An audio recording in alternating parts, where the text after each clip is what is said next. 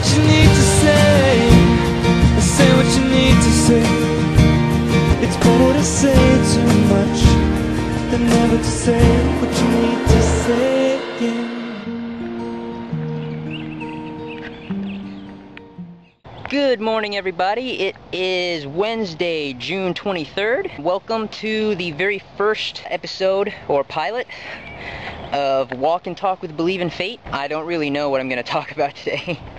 I've actually already walked I've got 2 laps, so I'm just under a mile now. I guess I'll start by explaining why I started these. I know I had talked about it before in my last vlog. I started these so that hopefully this will help keep my vlog times down. If you've seen at least 1 or 2 of my videos, you know that they're like 10 minutes each. Sometimes I think it's kind of asking too much for people to watch you for 10 minutes straight, but when people are interested, I guess it's cool. And I'm glad that a lot of you guys are interested in my life and my opinions on things and things like that. I find that during my vlogs, I'll come across a topic or just a situation that I really want to talk about more, or just elaborate a little bit, considering I have to recap 3 days or even 4 days worth of vlog footage, you know, at the end of editing and everything. I really don't have time left to do it, so you know, I kind of have to cut a lot of things short. So this way, if I find a topic or something that I really want to talk about, I can just do it here, like in the middle of the week on Wednesday when I go on my walk, and see what you guys have to say about my opinions, or you know, what's going on. I really don't know where to start on this first one.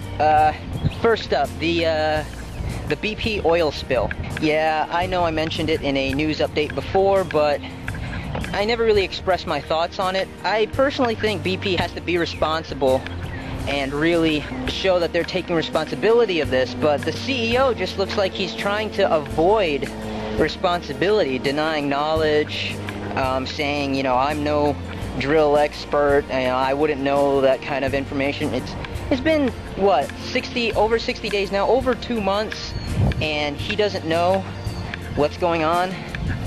That's not right. I think everyone should just stop pointing fingers at this point and just fix it, period. You'd think after years of drilling, the CEO would have a backup plan for a situation like this. It looks like he never expected or planned the worst, which is what you always got to do. You always got to plan the worst. What else could I talk about? I guess I may as well explain where I've come from, where I've been, things like that. So I guess you're gonna get my life story somewhat. So let's begin. And I'll try to make it quick. For those of you who don't know, yes, I am Filipino, full-blooded Filipino. Proud of it too. After being born in the Philippines, I was fortunate enough to have an uncle who was an American citizen, and he took my parents and myself to the United States, to the land of opportunity, the land of freedom. I was raised in a small town of Newport, New Hampshire, way, way, way up north, where winters had snow up to your waist and summers were scorching hot.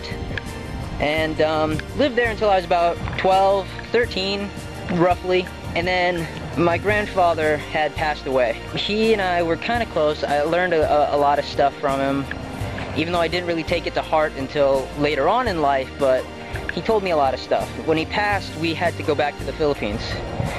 And then if you heard in the last time I did a walk like this, I told you that my parents told me that we were going to the Philippines temporarily.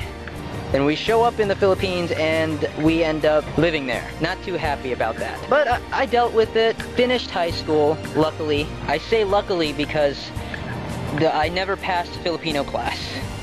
And every year in high school I had to take summer class for Filipino because I couldn't speak it, didn't want to learn it, and my teachers refused to let me pass by doing side projects or things like that. Luckily for me, come senior year, graduation, I did so well in my computer class that I earned 2 extra credits. Those extra credits went to letting me pass Filipino, because the Filipino was the only lacking credit that I needed. Well, that and math. I'm horrible at math. Go figure, Asian, not good at math. I'm kidding. Yeah, after that I went to college, took a bunch of computer courses, ended up dropping out. Reason being, the family business that was run by my mom, used to be run by my grandpa, ended up going bankrupt. Couldn't afford college anymore, so I just went to work. My mom then got remarried to an American citizen. He ended up living here in Pensacola, Florida, and now here I am, and that's how I got here. Along the way, there's a lot of things that I saw. I mean, going through all this stuff and seeing so much of the world and different perspectives, different cultures, very different cultures, kind of really opened my eyes to a lot of stuff.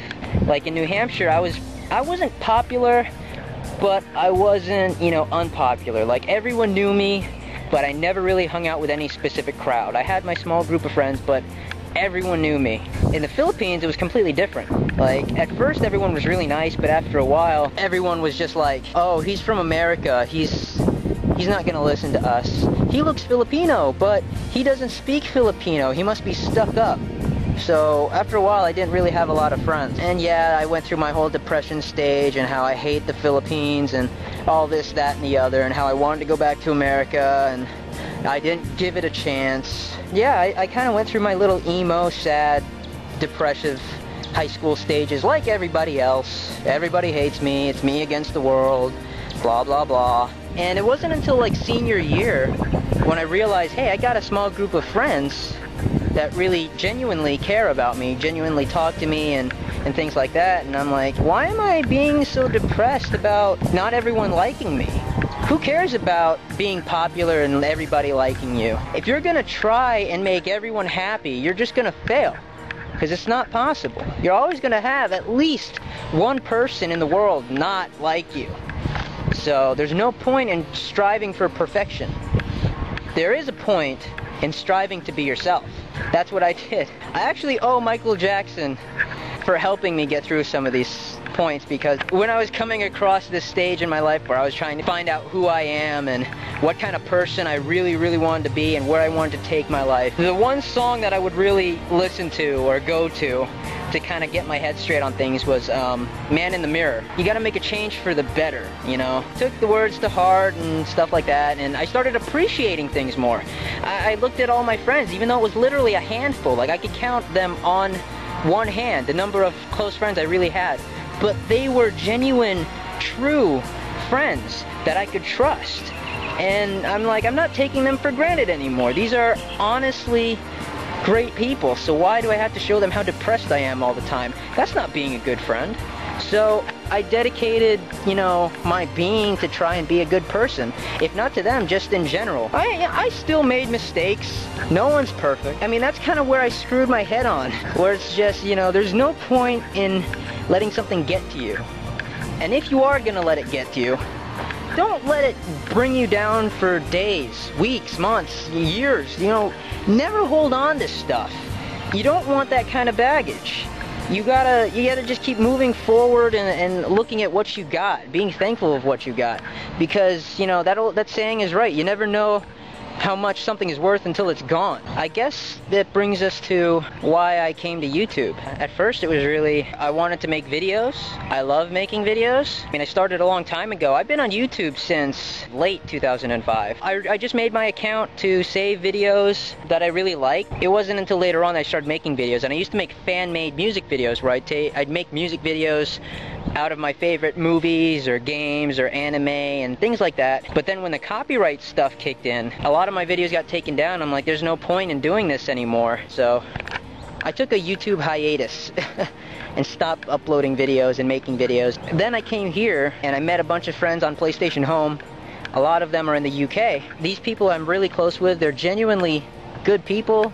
And I love a good, honest person that, you know, tells it like it is. So, you know, I thought it'd be nice to help them feel like they're a part of our life, you know, mine and Tiffany's. And we started doing these vlogs so that they can, you know, see how things are around here and in our lives, so they could feel, you know, like they're a part of it. Because they are. They're important people. Like Danny, and there's even people here in the United States. Dodd from pstalent.com. Nikki, Kitty, Eve, Andy.